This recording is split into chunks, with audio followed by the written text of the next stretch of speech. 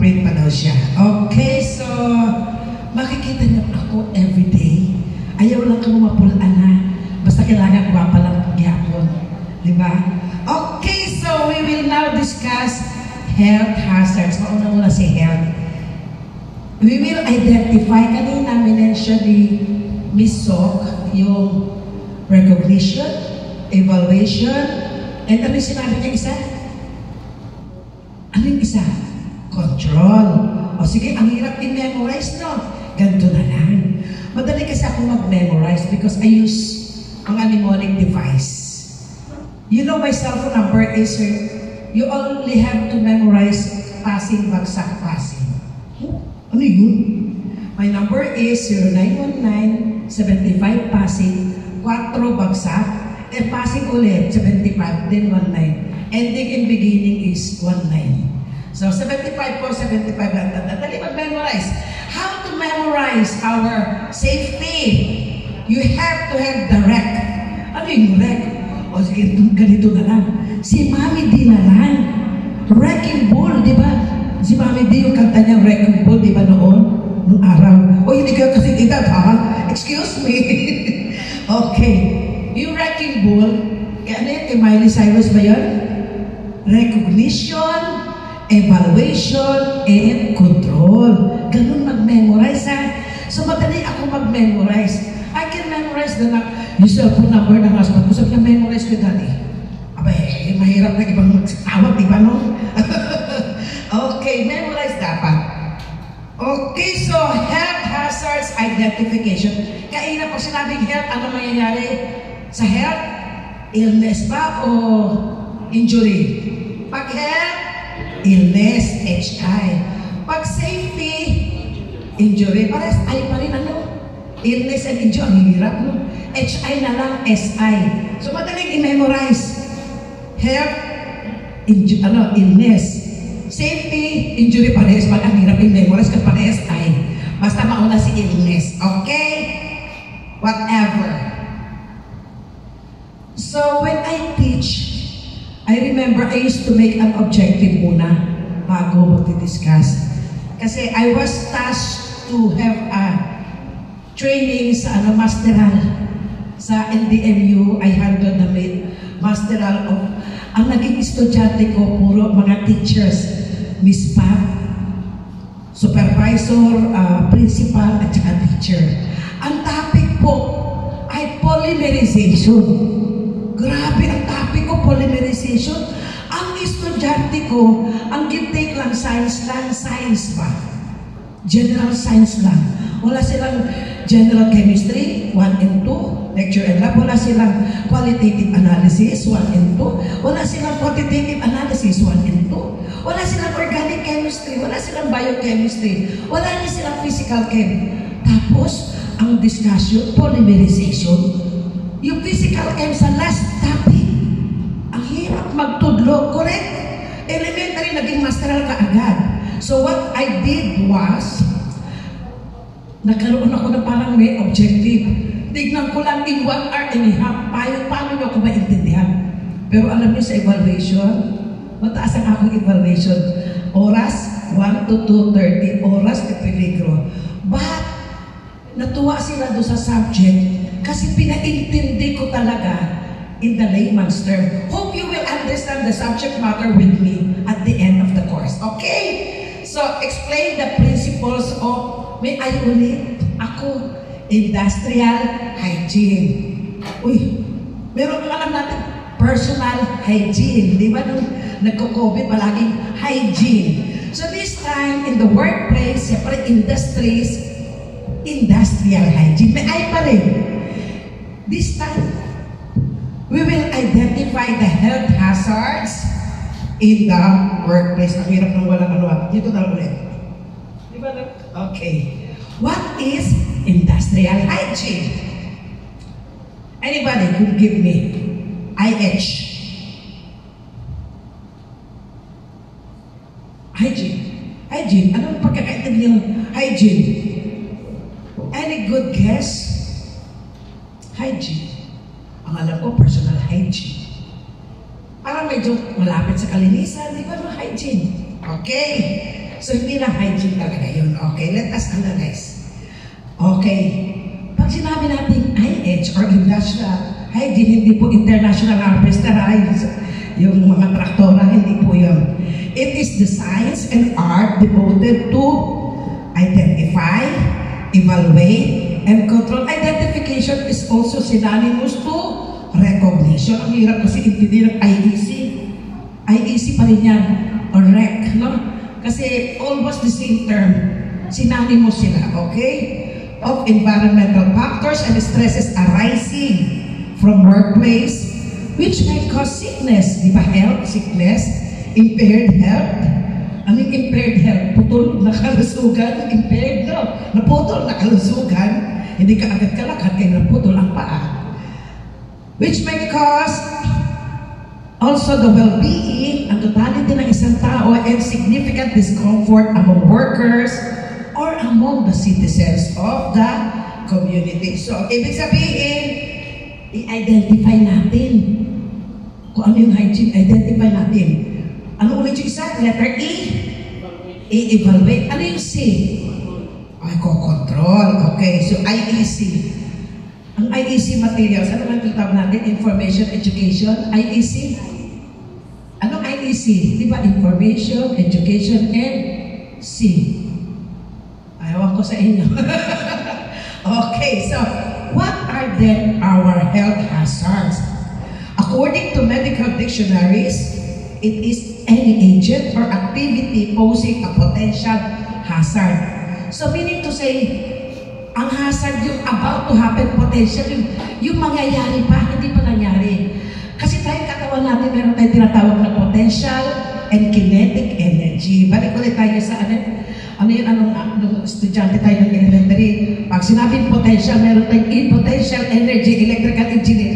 So may init na energy. Ang kinetic energy is the energy when we move. Okay, so tayo daw ay meron potential hazard to health. What is also health hazard? It is any health, organism, chemicals, conditions, or circumstances that may cause illness. So, pwedeng ibang factors. Okay? So, we have the pathogens na mamaya, ipapakilala ko yan mamaya sa ating microbiological or biological hazards. Okay. Ika-classify po natin. Ang hirap ng nasanay kasi ako na may pointer. Pupunta ulit ako dito sa computer. So, we have chemical. Ay, paborito ko po yan. The chemical hazards. We have the physical. Oh. So let's go physical. We have also, ayan, the biological, and we have the ergonomic hazards. Okay? So, yan po ang ating chemical hazards. So, ang chemical po ay hindi hazardous. Nagiging hazardous po ang chemical pag it undergo a process. So, nagkaroon na ng process. Okay. So, example po, ang hydrogen is a gas. Oxygen is also a gas. Pero pag nag-combine sila, nahimo silang H2O, hindi na siya gas. Liquid na siya, di ba? O nag-form siya, naging liquid siya. Pero pag nahaluan siya ng mga pathogens, viruses, hindi rin po maganda yung tubig. Pero gas siya na, take note. So, pag excessive po ang concentration, yun po ang nagiging hazardous pag sumobra sa limit. Okay, so vapors, mist, fumes, gases, and dust.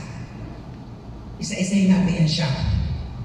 Pag sinabi natin, paano nagiging hazard ang chemicals? Okay, when they become airborne and concentration is above the normal or excessive. Ayan. Ito po, ang chemical hazards. Ano po is sample po ng chemical hazards? Organic solvents. Ang nature niya is in the gaseous form. Okay? Vapor. Pag sinabi, ano ba yung organic solvent? Sige tayo kasabit. Yung ano ba yung rugby? Organic solvent ba yung rugby? Rugby. Ang rugby po, organic po ba yan? Ang rugby po ay organic. Pag may carbon at may hydrogen po, classification niya is organic. Ang water, di ba, solvent? Di ba alam natin ang water solvent? That is solvent. So, hindi po siya organic because H and oxygen.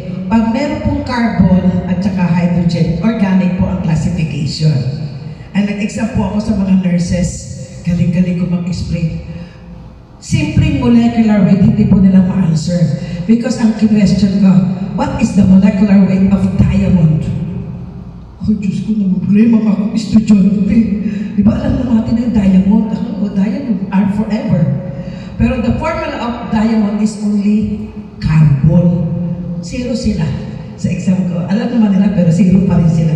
Dahil isa lang hindi nila alam, ang formula ng diamond. O, di ba? Okay, tatanungin ka, anong formula ng sun? Ng lupa? Ng sun. Anong formula ng sun? Oh, sige niyo, ginatapak-tapakan yung aglaw-aglaw. Anong formula ng sun? Wala. Hindi ka pala masana ng regalo. Ang formula po ng sun, silicon dioxide. Oh, yan ang sun. Okay. Okay. Your battery is running low.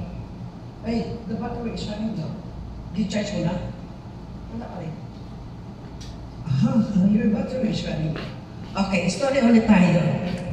So, pag sinabing organic, may carbon and hydrogen. Pag sinabi natin acids and bases, ano matatandaan nyo? Pag kayo po ay in despair, di ba umiiyak kayo? Pag kayo ay nakalanghap ng usok, magluha-luha kayo. Ngayon, pag acid po, acid mist, yung pong mga malapit po sa mga dagat, obserbahan niyo po yung atok nila. Pag ang atok po yung mga GI sheet, later on, magkokorode na siya, nagiging tayaon. Di ba? Bakit po siya nagiging tayaon? Kasi meron po siyang acid na tatawag acid rain. Especially kung malapit po kayo sa mga factories, kasi nag-i-emit po yung factories na the SOx and the NOx na kinokontrol po ng DNR. Nitrogen oxide and sulfur dioxide. Kaya kayo toxic kayo pag graduate nyo. Nga naman, ang pangalan nyo, SO2. Sulfur dioxide ang formula nyo. SO2 man, toxic na kayo. Kasi SO2 man, toxic man yung sulfur dioxide. Okay, yung sulfur, pag umuulan po, magbimix sa water. Di ba? Umuulan water, di ba? Ang water, pag nagmix sa sulfur, magiging sulfuric acid, H2SO4. Kaya pag yan pumunta sa inyong mga atom, yun ang tatawag na acid rain. Pagka kayo nasa dagat, di ba sodium chloride ang acid? Alam natin sodium chloride acid. Alam niyo, sino hindi nakakaalam ng sodium chloride? Sabi na totoo, honest to goodness. Sodium chloride, alam niyo ba yung acid? It's sodium chloride. Ngayon, malapit kayo sa dagat, maraming asin. Correct, saan pa kinukuha ang asin? Gina-evaporate lang yan. Dito sa Las Piñas, gina-evaporate lang yan. Tapos yung asin, after gina-scrape, asin lang. Maraming asin sa Las Piñas. I grew up in Las Piñas. So, pagkahapon niya namin ng asin. Nung araw, ang asin libre lang, hinihingi lang namin sa kamalig, hinihingi lang namin. Magkuha kami, may dala kang bayong o basket, ano naman namin yung asin, wala lang, kakatuwaan lang namin pumunta na kamalig just to get the asin ko. Grabe mo, maubos mo yung asin. Di ba hindi?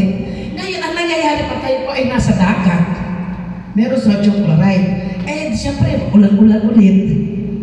Magkakaroon po kayo ng hydrochloric acid, water at saka chlorine, HCl. Yun po, acid rain din po yun, ha?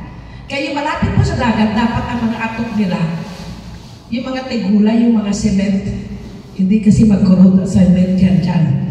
Kaya pag malapit po kayo sa seashore, dapat ang inyong atok ay cemented. Yung mga tegula, no? Sino sa construction, no? Yun ang dapat na atok ninyo. Hindi po mga corrugated na GI sheet. Ang GI sheet ngayon, ano na, nipis na kaayo. No? Nipis na kaayo. Okay. Dust and particulates. Ano po ang dust? Dust in the wind. Di ba may dust sa wind? Di ba yung sand? Di ba dust din yan? Kung nasa cement factory ka, sand din. Ano rin po yun? Dust pa rin in the wind. Okay? Kaya nga hindi ako nagtrabaho nun. Meron kami sa Island Cement dito sa Antipolo na plant basin ni. Ay, ayoko ka mag-work dyan. Puro pa abog. Paano ka magpapasexy? No? Puro abog. Ayoko mag-work sa ano kasi ang dust, delikado ang imong mga baka. So it become powders and fibers. Yung asbestos po ngay binabawal na po. Ang asbestos, maganda po yan para hindi sa fire. Pang ano po yan ang ano sa fire. But then, ginabawal na po. Kasi yung nagkakaroon po kayo asbestosis, lungs pa rin ang titirahin. So, the fibers.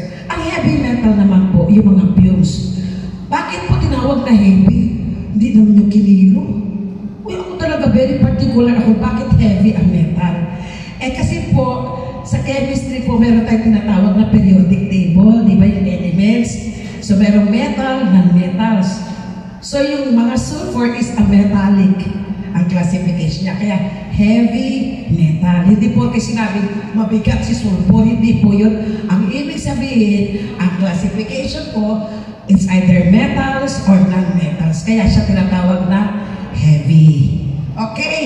So, pag naging fumes yan, Pollution Control Officer din po ako for ilang years up to now. So, ilang years na rin yun, tagal na rin. Since 2003, Pollution Control Officer, 3 ako. Pero ngayon puro PCO na lang. Laras, unfair. Bago ka maging PCO 3, 10 years ang experience mo. Bago ka mag-apply ulit as PCO 3. So, meron demarcation. Ngayon, Laras, safety. Hindi na pala safety. Pollution control na lang. Mabuti na lang sa safety ngayon, meron classification SO1, SO2, SO3, and now I am an SO4. So I can handle big companies because OSH consultant na po yung classification. Okay, so gases, alam natin ang gas. Is a gas. So petroleum is a gas. Okay, so alam na natin gas. Okay. Yung vapor po, gases form when liquid evaporates. Pag kayo po ay nagpabukal ng tubig, di ba water ang tubig, liquid. Pag nagbukal siya, mag-i-emit siya ng vapor. Ang vapor po ay gas state na. Tapos pag pinapakondense siya para maging malinis ang tubig, kinokondense siya, maging balik ulit sa pagka-tubig.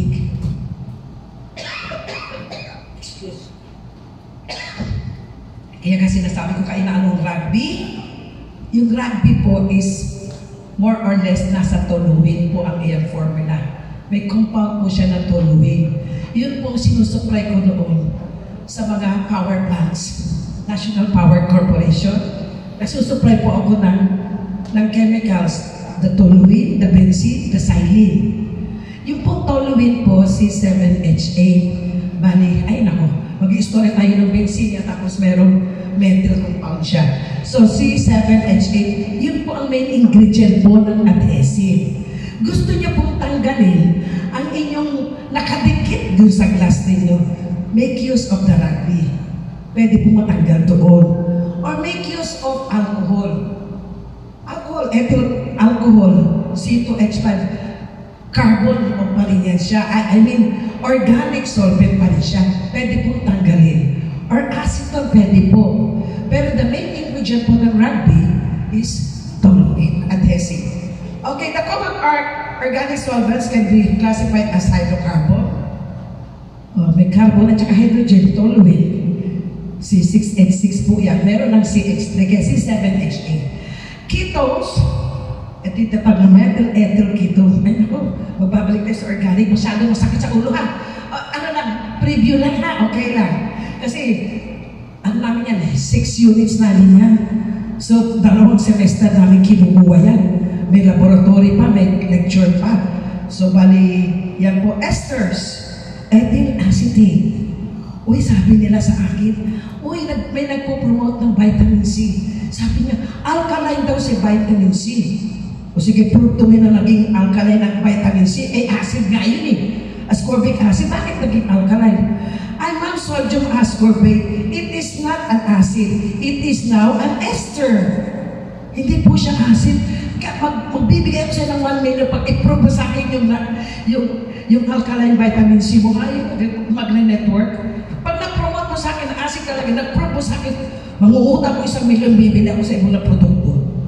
Kasi kailanman hindi po magiging acid ang acetate. Because it is an ester.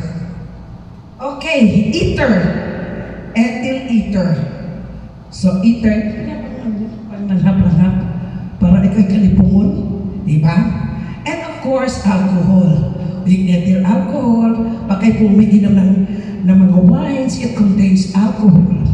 Ginabase po nila sa alcohol. Pero pag nilagay niyo po ng methanol, toxic po yun. Patay po kayo. Yun lang ba nalagyan ng methyl alcohol? Toxic. Okay? So, okay. Ano po ba exposure natin? Degreasing of metals. Ano yung degreasing? Alam mo yung degreasing? Inalis yan ng grease? Diba? Degreasing, grease.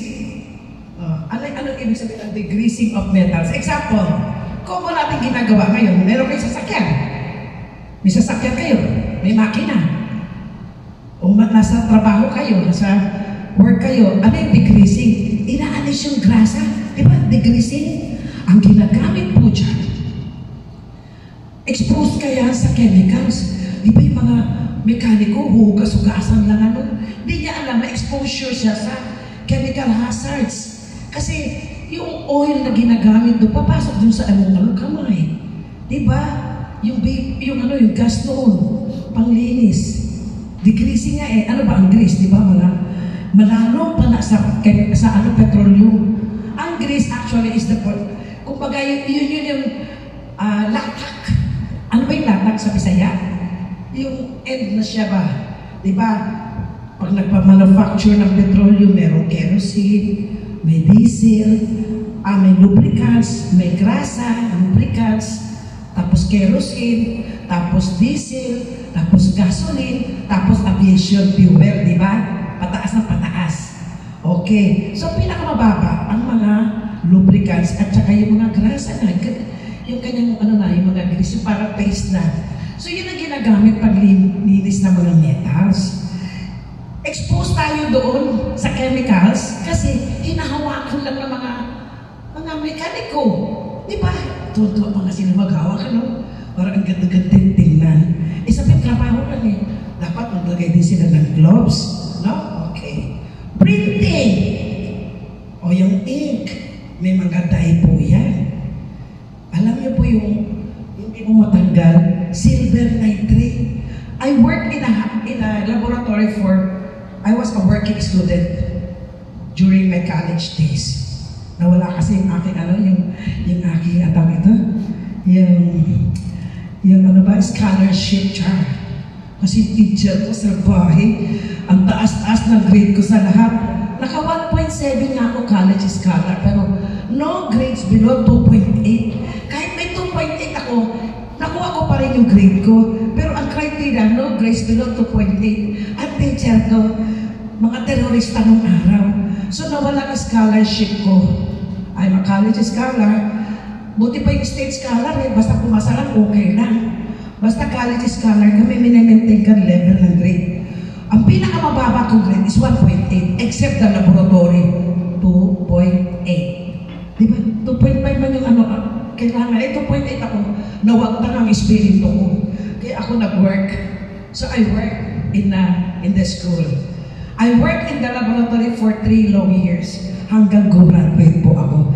Kaya yung kamay ko po, ang color na may pink, may yellow, may black. Pag black, silver nitrate. Pag kanya-kanya nitric acid. Alam ko yung color sa kamay ko. Hi. Hello. Nag-e-echo. So, yung ginagamit po sa printing, meron din po mga dayan. Ang isa po is silver nitrate. Hindi po kasi agad-agad mawawala. No? Okay. Dry cleaning. Pag nagda-dry cleaning ka, ibig sabihin walang tubig. Di ba? Chemicals din yan. Painting. O, labi na sa painting. I did not work in the paint factory because pwede ako mag-work na sa Sinclair Paints. May lead ang pintura. Lead is toxic. Makamatay, di ba? Ang lead poisoning. Okay. Laboratory analysis. Alam mo sa paint, yung kasama namin, ang husband niya nag-work sa Sinclair Paints. After 10 years, slowly but surely, namatay. Sakit, cancer. Cancer of the lungs. Okay? Kasi nakakilo naman. Daily ka, hindi ako mag-work kasi alam ko yung mga side effects, kaya hindi ako nag-work doon. And then, laboratory analysis. Nalalangap mo ang fumes every day. Yung kaibigan ko naman, yung chemical engineer namin, namatay din sa may SPPC. Kasi siya may umaakyat doon sa chimney stack. Tapos siya mag-take ng yung samples para sa effluent standards. Siya pinakaklo niya, no? 10 years lang din ang tinagal. Cancer lang naman din ang sakit. Ganun lang naman pag-health hazards, no? Okay. So, lahat ng ginagawa natin may mga hazards. So, hindi nyo lang alam, slowly but surely. Okay? So, mist. Ano naman si mist? It is the dispersion of the liquid particles in the air.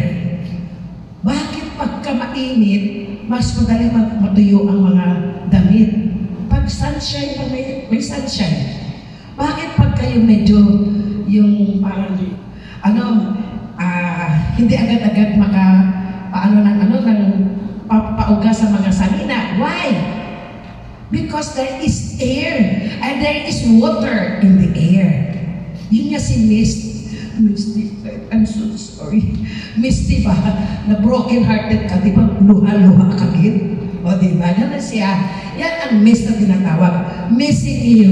Para dali natin matandaan, ano? So, suspended liquid droplets when vapor condenses back to liquid. A good example is water.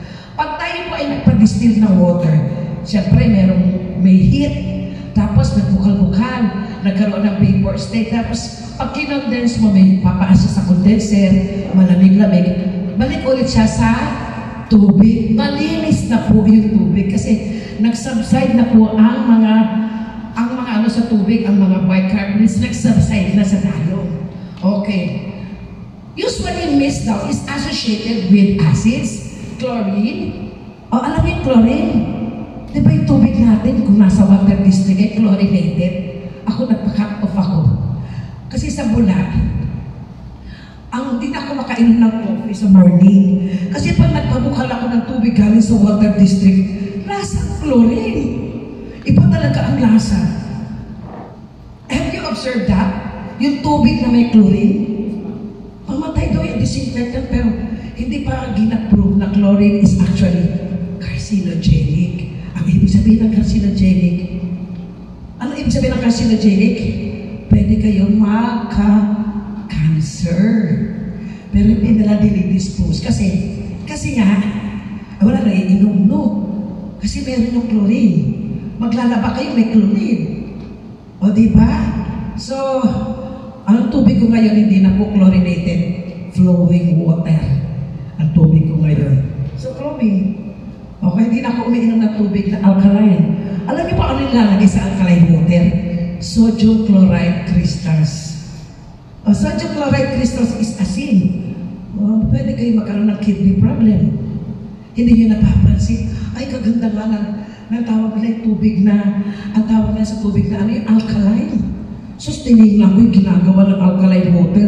Kadamo sodium chloride crystals, asin lang di ay. Yung nilalagay nila para maging ang pH level niya is less than 7. Asin lang yun. Okay, sige, drink more. Drink more, okay lang. Alkaline, okay lang. Aawayin ako ng overproduce. Pero that's true, no? Alamin ninyo. Common acids are hydrochloric, sulfuric, nitric, and phosphoric acids. Alam nyo, ako'y supplier ng ganyan. I used to supply sulfuric acid, I used to supply nitric acid, and phosphoric acid. O hindi nyo alam, ay salamat naman at you did not drink phosphoric acid today. What is a phosphoric acid? Sino po umiinom ng cola drinks? Sikat naman kasi dito si Coca-Cola. Assignment sa bahay ha. Kumuha kayo ng isang ano yun, yung botelya ng soft drinks. Especially Coca-Cola ha. Wala akong taga-Coca-Cola dito ngayon. Ako awayin ano. Tingnan niyo po yung label ng tansan. Basahin niyo po. Pero ako kaya ko pong basahin na napakaliit na yun ha. I can still read that small. Alam niyo kung ano nakalagay doon. O sige, sabihin ko na lang kayo. Nakalagay dito sugar, caramel, phosphoric acid. Oh, sabi niyo, hindi kayo umiinom ng acid. Umiinom kayo everyday when you drink that. Assignment. Sa bahay niyo, kumuha kayo ng soft drinks yung may tansan good. Basahin niyo yung content. If I'm telling a lie, then bukas na lang tayong seminar. It's really true. Because I taught acids, bases, and salts in the chemistry. Ako po kasi gumawa ng manual sa nursing. 2-3 years din ako sa nursing school. No? So, ang topic ko is acids, bases, and salts. Kaya pinadala ko yung mga estudyante ko ng na soft drinks. Okay, class, kindly read the label. O sige, read. Coke in cans, Coke in bottles. Ayan. Ay, mom, tapos may sugar pa. Okay lang. Ay, diet Coke na lang kami, ma'am. Okay, diet Coke is good. Because it does not contain sugar. Why? Because it contains only synthetic sugar. Yung synthetic sugar ay yung aspartame. I-research niyo ulit, aspartame. What is that? It is a sugar that does not follow carbon, hydrogen, oxygen.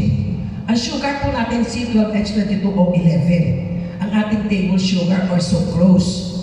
Yung pang dextrose po, C6H12O6. Yun po yung dextrose. Yung mga estudyante ko nung pinagawa ko ng dextrose. Kasi ako professor, no? Gusto ko gumawa ng dextrose. Okay, make a project study on dextrose. O diba? Meron akong ng dextrose. Gusto ko yung soybean oil noon. Sige, extract soy oil from the soybean. Eh, teacher ako ako yung project study professor. Kaya ko anong gusto kong ipagawa. So, prepare a dextrose using the reverse osmosis. Meron akong data. No, kasi gusto ko yun. So, yung hydrochloric, sulfuric, nitric, and phosphoric, nagbigyan ako emphasis sa phosphoric. Noong nagsusupply ako ng sulfuric acid, alam mo ginagawa ng supplier ko sa Manila, ilalagay nila. Ang sabi nila, it's a rubber coagulant. Sino taga-Kenram? Sino taga-Kenram sa inyo? Ah, ikaw no. Sabi nila, rubber coagulant. Pero sa totoo lang, hindi nila test. Sulfuric acid 36 normal, it is a strong acid. Hindi nila tinitesting. Pala sila Kasi kami, pwede namin na makaano kasi kami. Pero kung iti-testing mo, yun. It is a sulfuric acid that is the strong chemical. Pero hindi siya pang sa mining ha. Hindi po totoo yun. Pampaano ng semento, hindi po totoo yun. I-crush mo talaga ang semento kasi nasa mining firm din po ako. So umikot na po ang linya ko sa ako sabi ko sa'yo, from dyan, lahat yan. Okay? So hydrochloric acid, HCl. Kami nasa laboratory kami. May yung gown, lab gown. Kasi pag hawak namin sulfuric, magbutas-butas ang inyong mga uniform. No? Ang HCl naman po, panglinis ng CR, yun po tinatawag natin muriatic acid. Pero kung advice ko sa kung bibili po kayo ng muriatic acid, kunin niyo po yung puti ang color, hindi po yung yellow. Kasi yung yellow, technical grade na po. Ang mas pure yung puti. Okay? Pag bibili po kayo, panglinis din po sa CR o kaya chlorine. Nagsusupply din po ako ng chlorine. Ano gusto mo? Solid or liquid? Lahat po ng planta dito sa fishing, sa canneries, nagsusupply po ako ng chlorine. Either in sodium hypochlorite or calcium hypochlorite. Dito po ang ginagamit nila. Ang HCl, or sodium hypochlorite, ginagamit po pang sodium hydroxide, ginagamit po pang tanggal ng, yung dust, di ba, sa fishing, di ba, meron sa mga loiner, so lalagyan ng aluminum tray. Ang paglinis po doon ay sodium hydroxide or caustic acid. Caustic soda, I mean. Paglinis po yan, nag-iinit po yan, umiinit po yan. So, caustic po, makasawgat din yun sa iyo. So, yan po ay ginalaro-laro lang namin nung ako'y college kasi ako'y nagbibigay ng chemicals, no? Paborito ko po ito na subject, alam niyo kung bakit, na-explore na naman yung akong chemistry. Okay, occupational exposure, wastewater treatment. I used to prepare environmental compliance certificate, so ECC preparer po ako. So, ang pinakamalaking kong kumpanya na nahawakan is Century Pacific Group or what we call yung Gentuna. Ako rin po nag-ano ng wastewater treatment ng Gentuna. So, naging second floor na po siya. From ground lang na po second floor. So, 2 na 3. So, 8 ECC lang po ang nagawa ko doon sa kanila. No? Happy ako kasi 8. Hindi isa, hindi 2, hindi 3. Ibig sabihin, may servisyo akong nagawa. Kaya pag may problema sila, tawagin si Engineer Tamayo. Pero yan wastewater treatment, yan ang happy ko ibagsak nung college ko. Kasi nag-ambak pare ako, third year pala ako, nag-prepare na kaagad ako. Wala pala akong subject na unit operation, so wala ko kaintindi. Mahayo na lang ang teacher ko, 50% theories, 50% problem. Sa problem, 0 ako. Sa theories, 49/100 ang score ko. Adi okay na, malapit na sa kalahati, no? 49/100. Hapit na ako ibagsak ng teacher ko sa wastewater. Pero hindi niya ako pwedeng ibagsak. Kaya nga naman sa subject ko talaga, sabi ng teacher, pag third year talaga, nag-excel naman ako. Kasi level ko talaga. PPR pa naman, nag-ambak pari ako. Siyempre, sobrang gusto ka agad gumraduate. Akala ko pwede ganun. Hala, nangamuti talaga ako. Kamuti as in. Wastewater treatment. Pero ang trabaho kayo, sa wastewater treatment, hapit na ako ibagsak ni teacher ko, in-incomplete ako, nag-work sa National Pollution Control Commission. And acids from electroplating. Ay, nakot ako dyan. My first job is in semiconductor firm. Yun ang muna kong job. Dynetics. Marcos Crony. Pero nasunog yun. Nasunog. Bahala sila dun. Di ko alam mo. So, it's electroplating. Pero nasa front end lang ako. Pero tuwa-tuwa ako dun mga yung tindip namin sa back end. Tuwa-tuwa ako sa chemicals kasi hindi ko pa alam nakasardos pala akala mo para ka naglalaro. Oil mist from cutting and grinding operation. Ano naman yun? Di ba pag nag-grind kayo, ginalagay niyo pa ng oil yan? Di ba yung mga, chainsaw, di ba may oil pa yan? So, kakaroon din niya ng oil mist. Ano ulit ang mist? It is a liquid droplets. Di ba liquid droplets siya in the air? Okay. Mist from spray painting, sino pintor? Nagapintor. Yung nagapaint. Yan. Makuha mo rin yan sa mga spray painting. Okay. So, fumes. Okay, ano naman ang fumes? Ang fumes ay volatilized solid that condenses when they contact air. Ay, sakit sa ulo, hindi ko pa intindihan. Gets mo? Madaling intindihan, di ba hindi na? Ano ibig sabihin mo? Si Sir nakatingin pero parang nagaluto yung tingin niya sa akin. Sinabi niya volatilized solid. Yung solid na volatile. Anong volatile yun? Meron siyang ini-emit na gas. Tapos condenses when they contact air. So, meron po kami subject sa chemical engineering, humidification. Kailangan po i-humidify namin yung gas para po hindi makalabas ang gas. Pabababain namin yung gas in the form of, pag nag-contact sa air kasi, ammonia diffusion, kumbaga lalagyan namin niya ng gas para mag-condense. Para hindi na po siya maging gas ulit. Ang tawag namin sa operational ay humidification. Nilagyan ng tubig. Humidification, okay? Very small solid particles created when hot vapor reacts with air to form an oxide. Yung fumes po, yung sulfur, nag-contact sa air. Ano bang main ingredient ng air? Ano bang chemical ng air? Di ba may oxygen plus nitrogen and other inert gases? 21% is oxygen.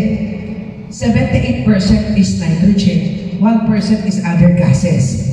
Ngayon, when it comes in contact with air, yung mga sulfur, nagiging po sulfur dioxide. Kaya yun po ang nagiging fumes, sulfur fumes. Pag sinabi naman nitrogen dioxide, yung nitrogen gas, pag nag-mix ulit sa air, magiging nitrous oxide. So, NO2. Pero kayo SO2 talaga kayo. Toxic talaga kayo. Okay. Fumes also is associated with molten metals and processes like welding. Pag nag-welding, alam niyo ba yung welding ay may lead? May lead dyan. Tapos, ginaano sa welding, di ba? Mayroong welding rod. Okay? So, pag yan naiinitan, di ba? Nagmo-molten yan. Yan siya. Nagkakaroon siya ng aso. Yung aso dapat yung mga workers merong mask. Kasi ang sarap pa ano ba? Pero wala siya kabalo. Slowly but surely, ang health hazards is at stake kasi yung nagiging hazard po yun kasi nag-molten naman siya, di ba? Nagkaroon ng fumes. So, example, lead. Di ba? Yung iron. Alam niyo ba yung chromium? Alam niyo po ba ang stainless steel? Alam niyo stainless steel? It is also an iron. Gimix lang po siya sa chromium. Ang stainless steel, wala pong stainless steel na common element. Yung iron, yung taya, iron. Ang taya kasi iron oxide. Ang iron, elemental iron. Pag nalagyan mo ng chromium, ito po ang stainless steel. So, tin, nasa tin plating kami. Ginapang plating yan sa mga, sa IC, para hindi po siya mag-corrode, nilalagyan po ng tin plating and zinc fumes. Okay. So yung zinc parang aluminum po. So ano naman exposure? Ayan, soldering, welding, lead battery making. Ano po yung bakit lead battery making? Gumagamit po yun ng sulfuric acid. Tanongin yung gumagawa ng battery. Meron po siya sulfuric acid. Mining operation. Ano ginagamit sa mining operation? Gumagamit ng mercury. Especially sa gold. Pag-processing ng gold ore, ginagamitan po ng cyanide. Ha? Cyanide ha? Para maging ang gold. Kala niyo walang hazard doon. Sige, cyanide. Para matigog ka kagad. A pinch of that can kill you. Okay? Kung gusto niyo magpakain, huwag na doon say bad words. Cyanide is, talagang fatal. Alam niyo ba yung apple, may cyanide? The seeds of the apple, Sleeping Beauty. Ay, hindi ba Sleeping Beauty kung kumain ng mansanas? Oh, kasi may cyanide po yung seeds. Oh, yung kinakain yung balinghoy or kamuting kahoy, balanghoy, no? Kasaba in English, or hindi kasaba ha? Kasaba in English.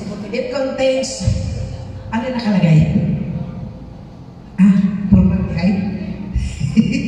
Meron po siya, may cyanide din po siya. Kaya kailangan, pagka nagpabukal kayo, pa-expose niyo muna bago nyo kainin. Sabi kasi ng mama ko, pag nagluto ka ng kamuting kahoy, di ba, itanong man lang, ilaga. Let it, expose muna. Para yung cyanide ko na lumabas. Hindi mo sinasabi ng mama ko, bakit? Ako ni-research ko man. So it's the cyanide content that is present in that. Pero pag na-expose na, nawawala naman, ha? Okay lang. Slowly but surely, you will surely die. Slowly. Okay. So what are gases? Gases are substances in the gaseous state at room temperature and pressure. Hindi natin mahawakan ang gas. Gas. Oxygen. Air is gas. Di ba naman mahawakan? They do not have a warning odor at a dangerous concentration. Okay. Your LPG. Actually, ang LPG po is hindi mo pa maaamoy. Di ba may tank kayo? Bakit magsungaw siya may naaamoy kayo? Di ba may naaamoy kayo? Di ba pag nagsungaw, they put, the manufacturer puts mercaptan para maamoy mo kung may leakage o wala. Kasi kung hindi mo naman leakage, sasabog ka na lang. merong methane gas dyan. Sasabog ka na lang. Kaya nilagyan nila ng mercaptan para maamoy mo na merong gas. Pero odorless po siya, LPG, ha? Okay. So, they do not have a warning odor at a dangerous concentration. Gusto niyo carbon monoxide poisoning? Gusto niyo? You will die in pink. Pink naman kayo pag lumabas. Pag namatay kayo, pink naman ang color mo. Di ba, die in pink? Pupunta po kayo sa inyong aircon na sasakyan. Pagkatapos, mag-on na kayo ng aircon at hindi nagmumubang yung sasakyan. Lahat yung haklo mo, balik-balik lang yung sa loob ng sasakyan. Haklo mo. Di ba yung tatay ni Carol Manawa? It's a carbon monoxide poisoning. Umiikot lang po. Hindi pa nag-antay na siya sa mall yun. Namatay. Nagkahit na lang. Nag-color pink. It's a carbon monoxide poisoning. Wala pong amoy yung carbon monoxide. Pero ang may amoy po, yung carbon dioxide. Yung utot-utot. Yung CO2. Pero carbon monoxide has no. Wala siyang amoy. Makamatay lang. Okay. Ano po ang exposure niya sa occupation? Ano exposure niyan? It's a product of incomplete combustion. Product of incomplete combustion. Kaya kayo, pag kayo ay nag-utot-utot, ayaw ka balaka, ayaw ka ulaw. Kasi pag sinabi mo nag-utot ka, there is a complete combustion in your body. Kasi carbohydrates should produce CO2 plus water. CHO man. So, CO2, not natural lang yan. Ang matakot kayo pag hindi kayo nakautot, magkakaroon kayo ng colic, yung nagkabag, kasi hindi nakalabas. Kaya huwag kayong mahiya kung kayo nakautot. Diba? Pero pumunta na kayo sa plants para absorb niya. Kasi medyo ang smell hindi kaya-kaya. Okay? Diba? So, carbon monoxide, ito po yung product mo sa inyong aircon, sa inyong diba, sa sasakyan. Okay. So, wastewater treatment plant, ito po yung lumalabas na, ito totoong H2S or hydrogen sulfide. Pati pong bahuan yan. No? Kaya yung anak ko, pag naggagawa ako ng geotag, siya mag-geotag ko. Mami naman, baho-baho man diri. Wastewater plant man. Nasa wastewater man, di baho-baho no? Mami, huwag mo nang papuntahin dito. Siyempre, punta kami sa dito na. Siyempre, baho, may wastewater man. Mami naman, huwag mo nang dito papuntahin. Balik ha. Pating baho. Baho sa may wastewater plant treatment. Okay. Refrigeration and fertilizer plants. Ammonia. Ammonia, pang ano yan. Pero, pag kayo po ay nasa cold storage, ammonia is the gas. Ngayon, ang ammonia, pag kayo po ay nasa loob ng cold storage, pag nag-click ang ammonia, pwede ba lumabas na lang kayo? Kasi hindi ko kayo masisave doon. Magkakaroon kayo ng respiratory attack, ammonia. No? The best way is to go out, pumunta ka sa open air. Or kung hindi, lagyan ng water para maging ammonium hydroxide. Pero hindi pa yan safe kasi basic din yan. No? Ammonia water, tawag nila dyan. Okay!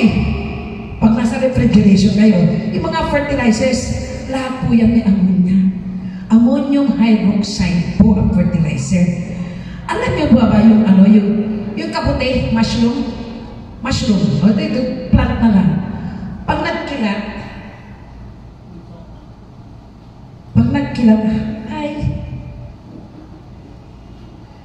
Pag nagkaroon ng kilat, di ba yung kaputi nabubuhay?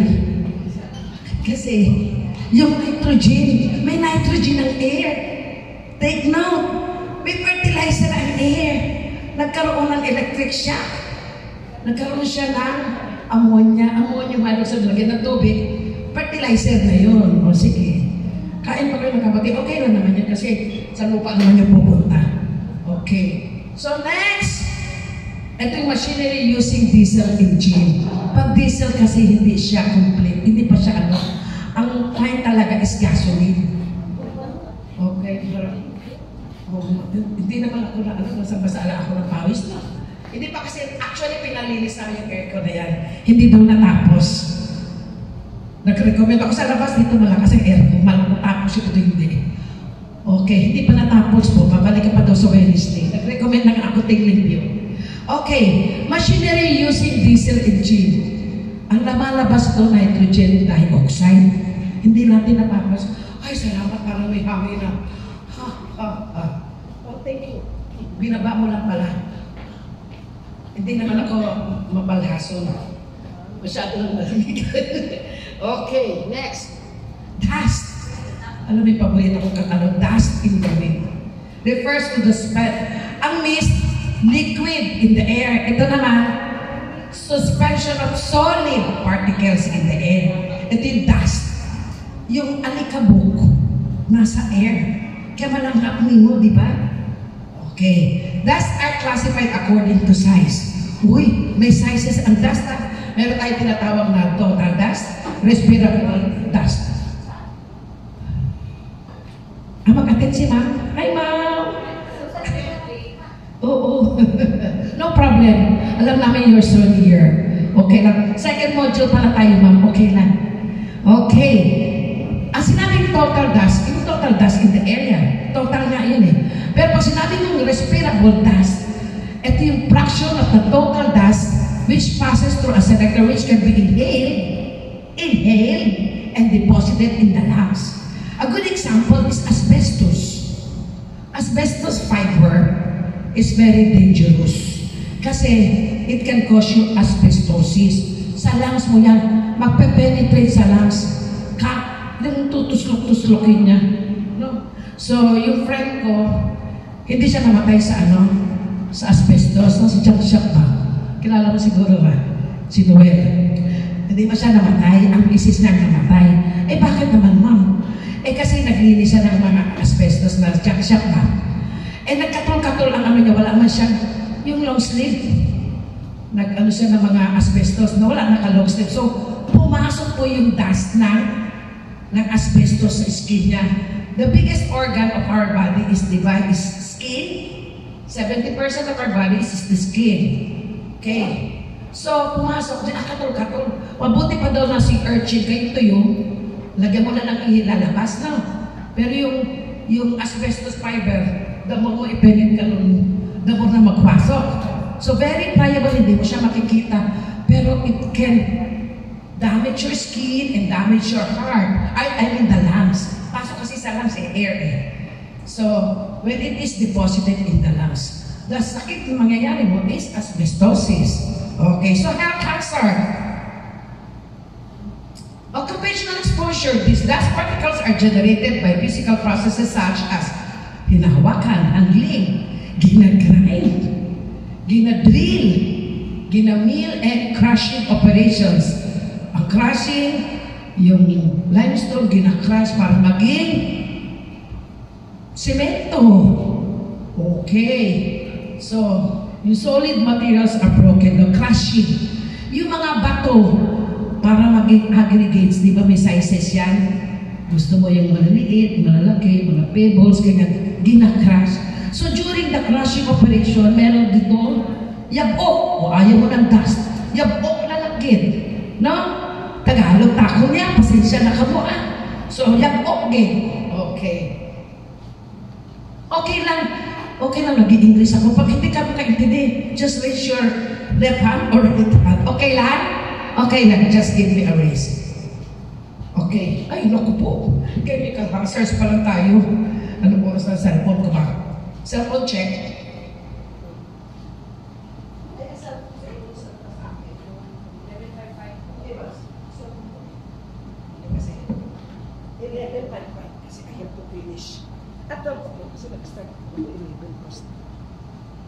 Okay. So, dust. Ito, pag-uusapan natin ang dust. So, meron tayong silica dust, metal dust, asbestos dust. Ano na ulit ang formula ng sand? Balik ulit tayo, formula ng sand. Silicon dioxide. So, pag ito ay naging abog, ano ulit ang dust? It is the solid particles in the air. Diba? Lumiit lang. Hindi siya, wala nga makapuling na bato, kundi ang yung maliliit lang, diba? Makabukol naman kasi ang batong malaki. Pero kung abog, yan, silica dust. Okay. So, ano po yan? So, pag nagtatrabaho kayo sa mga building, mga stone, bricks, and concrete, di ba? May silicon dust. Maski maglakad ka na sa construction site, di ba may abo? Wood dust, of course, the flooring, the wood fixtures. Metal dust, leaded paint. Oh, di ba ang metal, akala nyo, metal as in metal. Hindi po siya as in metal. Pwede po, yung sabi ko, metals and non-metals po ha. Sa elements po, hindi po kasi sinabi, metal yung alam natin, yung mga buthaw, no? Pag sinabi natin metal, depende po sa elements. So, grinded metal, alam natin yung mga buthaw, okay? So, we have asbestos dust. Ito po yung ginagamit yung asbestos for thermal and acoustic insulation. Pero yung gumagamit na hardiplex, no? Ngayon ginagamit na, okay. Meron pa nga ngayon na ginagamit na pang ano sa ano, para insulation. Fire-resistant walls and partitions. Ito na yung mga hardiplex na ngayon, ano? Hindi masyado siyang ano sa fire. Asbestos cement sheets and flooring.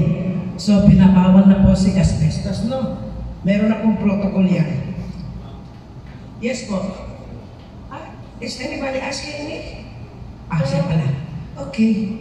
Ang lakas na siya ng pero sa amin nila, pampira daw yung akong eardrums. Pero may nagsasalita, I can hear you. Grabe. Pampira daw yung akong dalunggan. Okay. Physical hazards na po. Nasa chemical pala tayo. Kaya tinatanong ko, time check 11:50. I should finish by 10 kasi if I started at 10. But I'm not. I started at 11. So, hope to bear with me till before. Well, okay lang. Nakabako pa na kayo ng melinda, right? Okay, so physical hazards. Actually, we have 5. We have the noise, vibration, illumination, extreme temperature, and extreme pressure. Di ba pag sinabi natin hazard, kailangan extremes. Kasi normal man yung sounds, di ba? Pag nag-extreme, yun na magiging hazardous. Hindi kaaya-aya. Anong Tagalog ng hazard? Anong Tagalog sa hazard? Anong Tagalog sa hazard? Ang hirap mag-explain. Kasi Tagalog sa hazard. Hindi naman accident eh. Anong Tagalog sa hazard? Ano nga ba? Delikado. Hazardous. Diba? Yan. Delikado tayo dyan. Pero pagka normal lang, okay lang. Okay. Let us take a look at the noise. Hazardous ba ang noise? Pag nakikinig ka ng magandang sonata, is it hazardous? Hi. Okay. Pag maganda ang sounds, di ba? Tapos nasa mellow lang, di ba masarap pakinggan? Pero nag-rock and roll na yan, baby! Di ba? Nag-rock and roll na yan. Rock and roll pati imong dalunggan. Take note. Ang imong ears ay irreversible. Once it is damaged, it is totally damaged. Excuse me. Kasi yung aking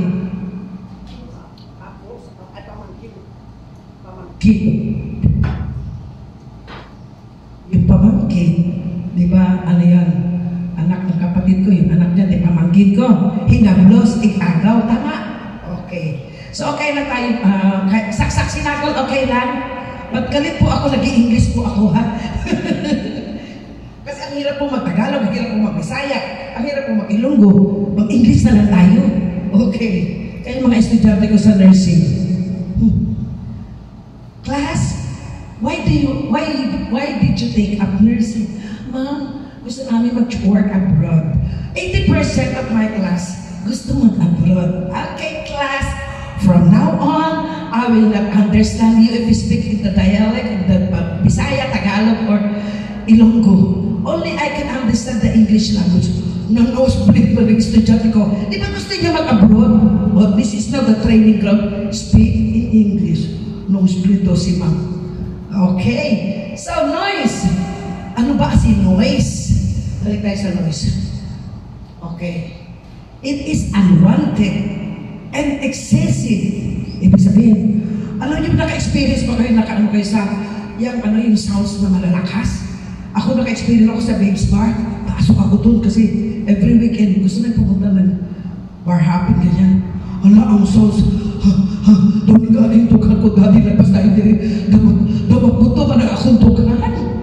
Sobrang kalakas, nagaganon ko, nag-out ako. Ay, bahala ka na mag-disco, daddy. Hindi ko kay mama, ay, man ako sa sakit sa puso, di ba? So that is unwanted and excessive sounds. It is a form of energy caused by the vibration of air. Nagpa-vibrate kasi ang air. Dug, dug, dug. Ayan. May sound effect pa, no? Arm's length rule. Sino nakakaalam yan? If two people with no hearing impairment, walang sa hearing, have to raise their voices or shout to be heard in a distance of less than arm's length or arms forward, arms sideward, the sound level is potentially hazardous. Istorya, ano ka, mandra? That is hazardous na dapat, arms length, di ba, dapat soft lang ang voice, no? So, yun po tinatawag na arm's length rule. Pag ikaw ay nakasinggit kahit hindi ka naman akig, di ba hazardous, no? Okay. So, ito po noise level sa atin. Okay. Ito po, kung nasa weaving factory po kayo, usually ang weaving nasa 102 decibels. DBA is decibels. Iron and steel rolling mills, nag-ano ng iron and steel. 94 to 99. Sa grinding ng car, 94 to 96. Stamping ng car. Alam niyo po yung stamping plant? Have you come to visited a stamping plant? We have a stamping plant of Ford in Bataan, Maribeles, Bataan. Alam mo yung stamp, yung ginaquench po yung buong sasakyan para hindi po siya maging makurot ka agad. Kumbaga, ginatusmang, ginaquench. Yun ang stamping na ginatawag sa car. Okay? You visited the stamping plant of Ford in Maribeles, Bataan. Okay? Cement, of course, milling. Okay? Ang sounds po niyan is 100 to 102 decibels. Pero, sino nagtrabaho sa shipyard? Nakarinig kayo ng word na sandblasting? Sandblasting? Yung sandblasting, yung kumagkurpi ng sands. Kasi yung mga barko, ginasandblast para mawala yung iron ng mga deposits. Yung mga taya. Sounds ganyan ang lakas. Dapat meron kang makabungol. Impact sound siya kasi, no? Sa po sa mga shipyard, yung nagre-repair po ng mga barko. Meron po kasi dyan, nag-speaker po ako dito. So, grabe po ang sounds. Sa mga wire and cable, nag-ano lang naman, di ba maingay din? Mga PLDT, wires lang din, no? Okay. So, ano po yung vibration? It is a physical factor that acts on man by transmission, kanina potential energy. Ngayon, mechanical energy from sources of oscillation. Ano ba yung mechanical energy? Yung energy na derived na ginamitan ng machine, ng makina. Yun, di ba? So, anong oscillation? Yung umiikot. Oscillation, umiikot. Pag sinabi mong low frequency or whole body, example is weaving looms, yung nag-weave, harvester, pressure, factors. Ano rin po yung whole body? Kasi nagko-control ka, nag-operate man yung mga tractor. High frequency or segmental, yung hand-driven power tools such as chainsaw. Grabe ang pugong mo sila or else ang chainsaw sa'yo. Diba? Grabe ako, di ko kaya maghawak yan. Malakpot ako, no? Portable grinder and polisher. Okay lang yung polisher, no? Pero yung grinder, ang hirap din po, no? So yung sa mga, sa floor, di ba may grinder? Okay. So ano naman po yung illumination? Does this room have a better illumination? You have to check your lux meter. It will be discussed during the work environment measurement. So, ano ba yung illumination? Illuminate, it is the measure of the stream of light falling on a surface. So, meron tayong natural and artificial. Ano po yung? Meron po tayong general lighting and local lighting. Ito po, ang tawag dito is local ba to or general? Ang general, example, yung sunshine. General yun sa lahat na sa labas. Pag sinabi mong local, nakafocus. Pag general, ito, general lighting pa ito siya. Pero if you are working sa mga accountant, ganun na nakafocus ang light. So, yung local. Okay. Ay, okay lang. Kasabot mo, local at saka ano yun? Ano yung ang general? Oh. Ang general lighting nasa labas ko. Ito, general. Pero pag nakafocus mo, tawag doon local. Kunwari may lampshade ka na para mas makita mo. Especially kung nasa sa mga alahas, di ba, yung maliliit, yung nag-ano ka, nagsusuwing, hindi mo po pwede, ano, mga alahas, tapos yung mga lighting sa, basta maliliit na bagay, especially mga accountant, para hindi makita yung debit plus credit equals COVID. Okay. So, extreme temperature, ayan.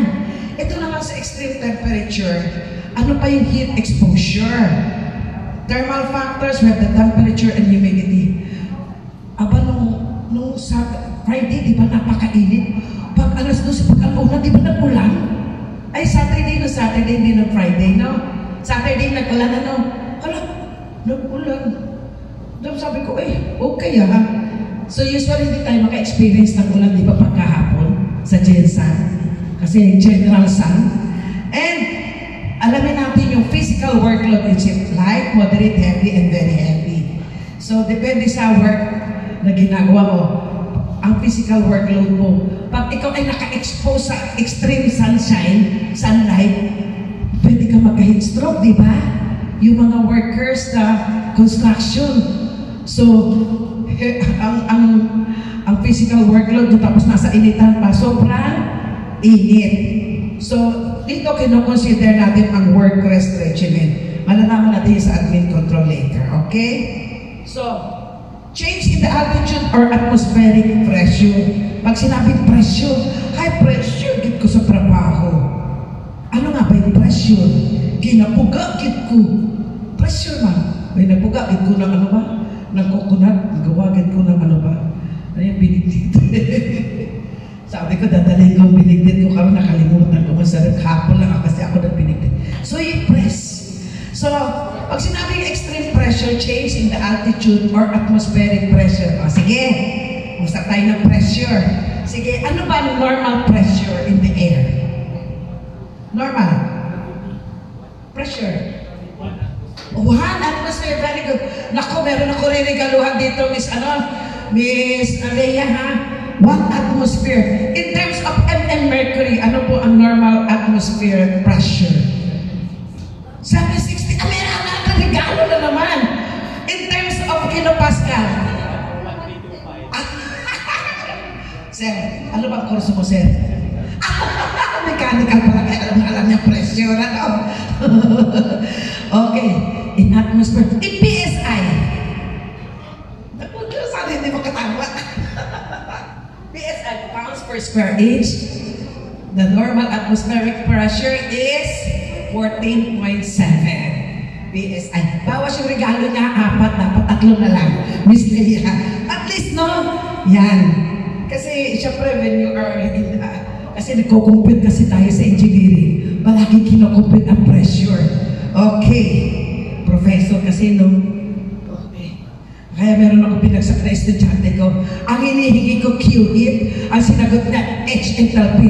Wow, ang question, hindi mo pa natin, ang laki-laki naibagsak ko talaga yun siya. Sumasakit ang dugan ko. Ang question ko is ang sinasagot niya enthalpy. Oh my goodness. Buti nga, pinagsak ko isa lang, 3 yung subject niya sa akin eh. Kasi second batch na sila. Okay. So, below or greater than normal is 40.7 or 101.325 kilopascal. Okay. Ano pong occupational exposure sa pressure? Underwater tunneling. Yung underwater, alam niyo dito sa Hong Kong, natuwa git ko. Yung kanilang, yung LRT, MRT nila, underwater pala. Wala kang makikita, tubig pala. Wala kang makikita train sa kanila. Yung pala underwater pala ang aming train na sinasakyan. So, bakit exposure sa pressure sa dalong? In terms of bakit? Kasi pag nasa ilalim, gumagamit tayo ng scuba. Yung self-contained underwater breathing apparatus. Pagka nasa lupa, SCBA lang, self-contained breathing apparatus. Pag underwater, self-contained underwater breathing scuba, ginagamit ng diapers.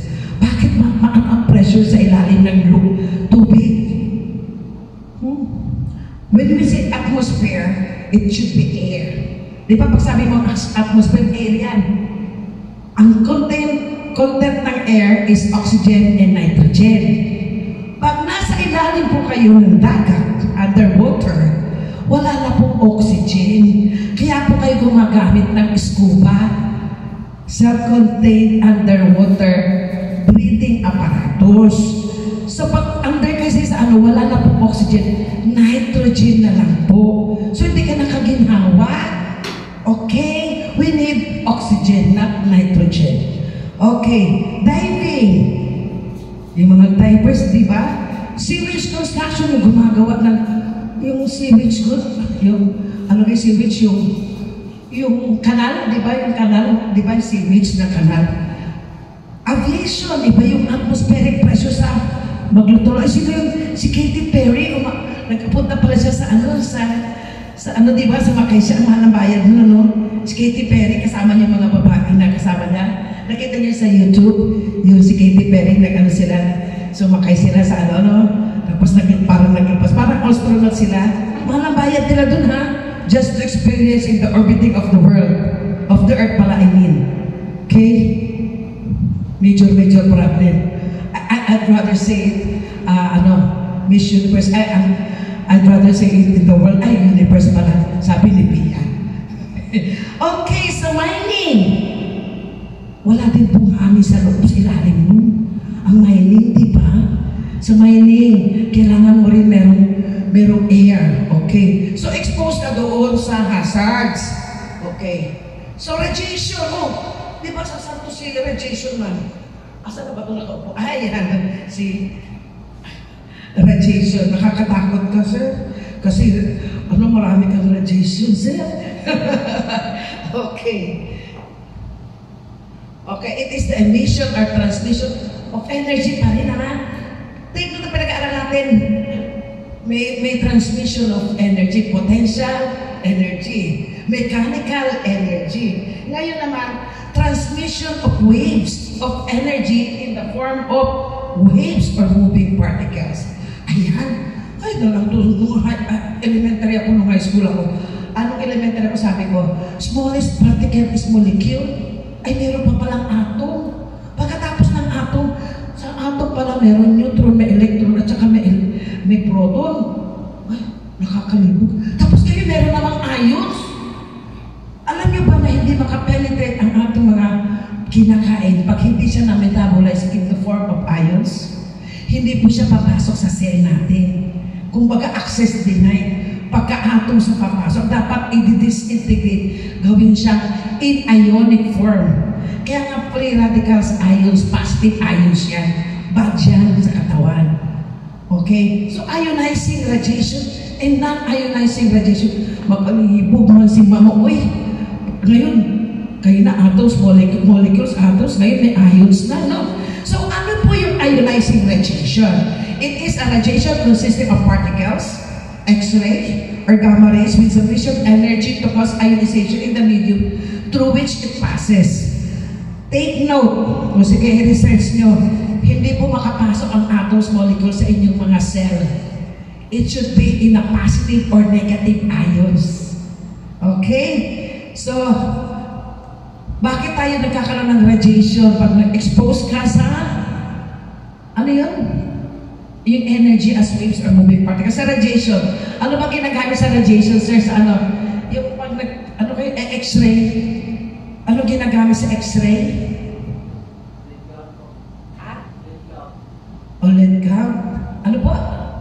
Yung ano po ginagamit yung pag nag-X-ray kayo? Di ba nag-X-ray kayo, di ba? Sarap ano ginagamit nyo sa X-ray? X-ray. Sa X-ray, no? So makikita niyo yung ng katawan natin, di ba? Pag nagpa-X-ray tayo, para see-through. Di ba makikita mo kung intact pa ba ang imong lungs? Kulay, itom na ba ang imong lungs? O puti na? Pag puti na ang lungs, wala na pong lungs yun? Wala na? Dito naman di ay. Ganun. Pero pag blackout na, puno-puno na siya ng premas. Punong, ganun po ba? Pag itong-itong na po, sir. Hangin. Hangin nun na di ay pag may itong-ito. Ba't puti ano ha? Ha?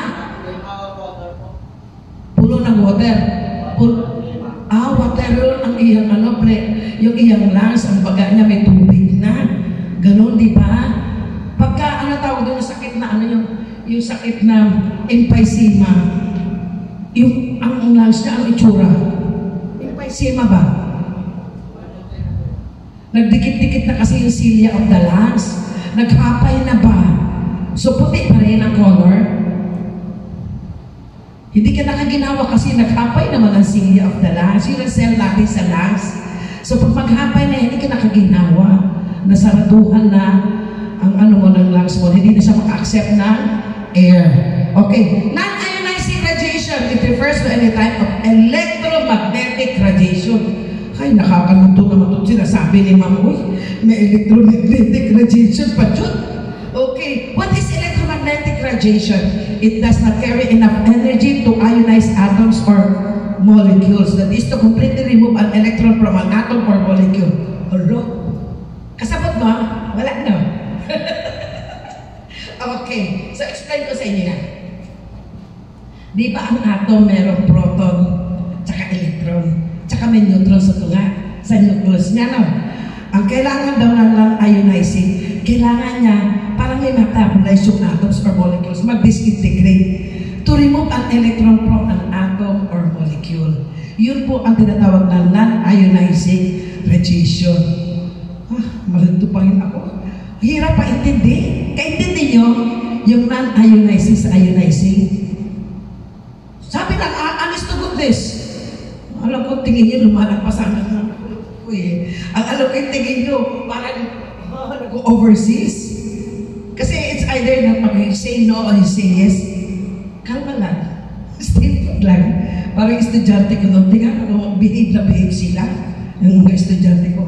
Nalaman ko after 5 years na, ay, si Ma'am Tamayo kasi nosebleed kami.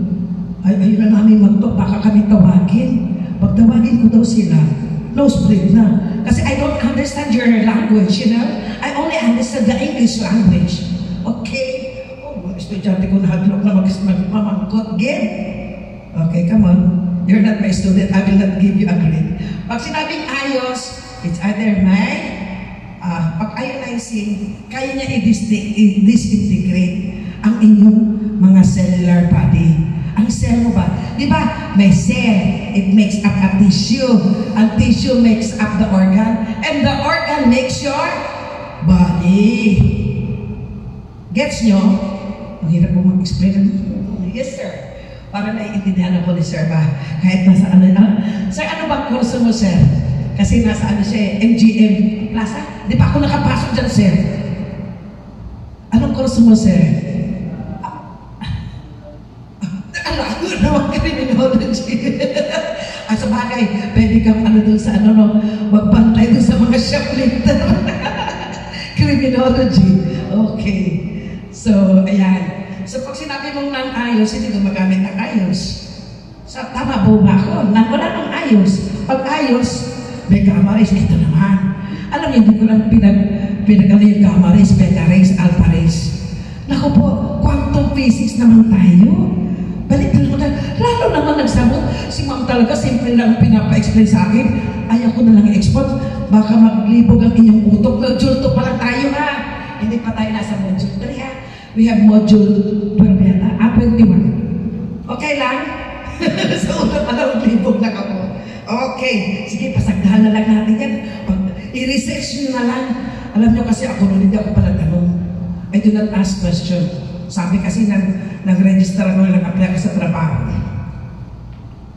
Saan ako inassign? Sa information. Wala ako in-orient. Siyempre, magtatanong ka, di ba doon? Alam, hindi ka magtanong, kaya hindi naman ako na-orient. Kahit pag kayo kumukuha ng trabaho, i-orient muna. Para hindi na sila magtatanong. Yung registrar, ang exam ko kasi daw high IQ. High IQ. Ngayon nagtanong ako, kaya di ba in-orient? Sa information ako sa university, unang sabak. Siyempre, wala akong pag-alam mo. Second year pa lang ako that time. Sabi ng prophet ng register, Ay daw ako, intelligent people do not ask too many questions. Hindi daw ako mag-ask, so hindi ako nagtatanong. Pangalawang tanong ko, sabi naman sa akin ng registrar, one word is enough for a wise man. O kuya, intelligent na ako, wise pa ko. Hindi na ako talaga nagtanong. Okay lang. yung registrar namin, sa bayan talaga. But I learned that I never ask question. Gumraduate ako from kinder up to college, never ask question to my mama. Sabi kasi ng mama ko nung kinder ako, papaturo lang ko sa assignment ko, ikaw nag-aaral, dapat ikaw magtuon sila. Hala, tama naman din siya, no? Kaya ako may nagtuon, ako dapat makadiscover ano sagot. Hala, ang mama ko talaga, wala naman si mama ko. Pero from that time on, I never ask question. Kaya ako hindi ako nag-ask ng question. I have to learn it through experience. Paano ko malaman yung speed, yung velocity, umakit ako sa bukid. Kasi Carabao, hindi ko alam bakit nasa bukid I was known in Manila. Tapos napunta ako sa Laguna. May bukid. Tapos nakita ko yung Carabao, nagtatanong ng mais. Ano yun? Hindi ko talaga alam. Grade 6 na ako dahil manul-manul pa ko. Nagsaka ako doon sa Carabao. Kung saan ang posisyon ng Carabao? Enjoy, saka. Pagpanao, paspas man ako. Kailangan pala mag-decelerate, hindi pala mag-accelerate, magpapanao. So ano nangyari? Paspas man ko na naog. Anong resulta? Kulog. Ay, kailangan pala mag-acceleration, pasaka. Pagpapaba, deceleration. Dapat yung speed mo pala. Sa distance by unit time. Alam ko na sa physics. Natuto ako noon kasi nahulog naman ako. No. Pero magnet, nalaman ko grateful ako. Yung centrifugal force at saka centripetal force, yung gravity ay pala, hindi pala magnet. Ano ba yung gravity? Hindi ko talaga maintindihan. Sabi niya, yung